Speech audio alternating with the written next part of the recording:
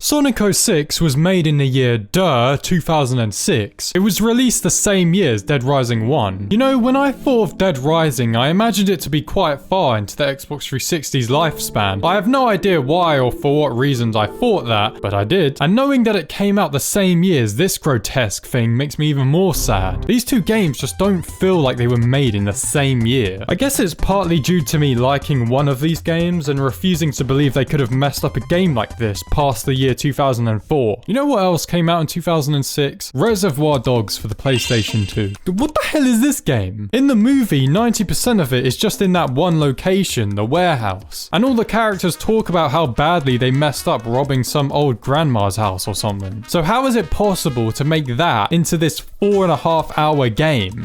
This is how. Easy, buddy. Whatever you say, buddy. What is this gonna achieve? Okay.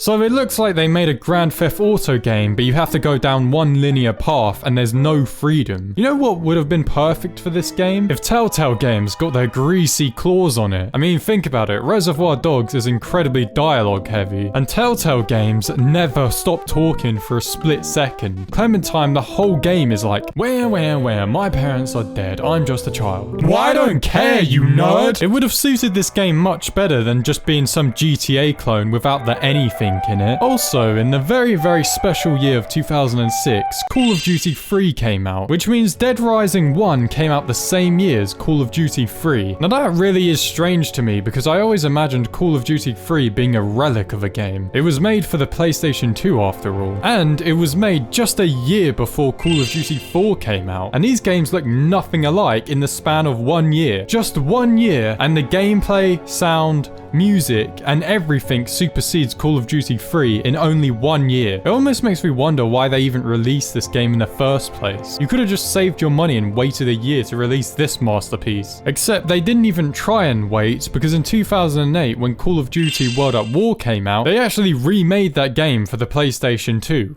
Why? Why did they even do that? Call of Duty 4 was already out by then on a next-gen console, and they already made Call of Duty World at War for next-gen consoles, so why did they put it on a PlayStation 2? Was someone in the office feeling very nostalgic for Reservoir Dogs or something? But by then, we already had games like Crysis, Team Fortress 2, Portal, Gears of War 2, GTA 4, and my personal favourite, Peggle, the greatest story game ever created. Engineered specifically for the iPod. Yeah, Peggle ran on the iPod. Imagine playing Peggle on an iPod, but we're getting off track. We had all those games, and some madman said, let's just go back to PlayStation 2. I hate the next gen console. Like, what were they thinking? Ladies and gentlemen, you are now witnessing a 2008 game made for the PlayStation 2. A lot of people wanted me to point out when Minecraft came out in some comparison to another game, but Minecraft was made by one man, Vin Diesel. Minecraft's only purpose was to be a throwback to Vin Diesel's video game, called The Chronicles of Riddick: Escape from Butcher's Bay, made in 2004. I should have mentioned this game in the last video. It was way ahead of its time in terms of graphics. I mean, here's how 2004 breaks down. You got the 3 graphics titans right here, and then you got everything else, including Red Dead Revolver. Red Dead Revolver, a truly forgotten Rockstar title. But make no mistake, this game is legendary because of the fact that it's one word of Red Dead Redemption. People really don't give this game enough credit. There's a character in the game called Pig Josh, and Pig Josh is most known for just being some fat ass with dynamite strapped to him. So you got the 3 graphics titans right here, and then we have Crazy Bus, which released in 2004, most known for having the greatest soundtrack of all time.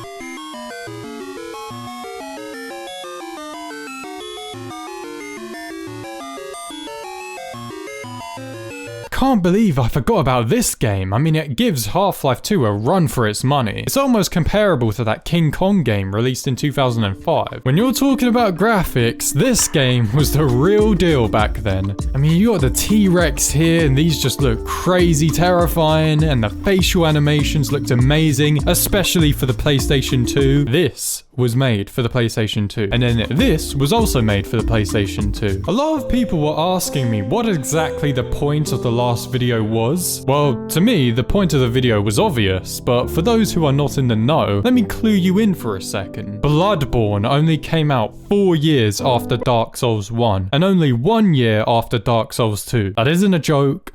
I'm not trolling. Look it up. Bye.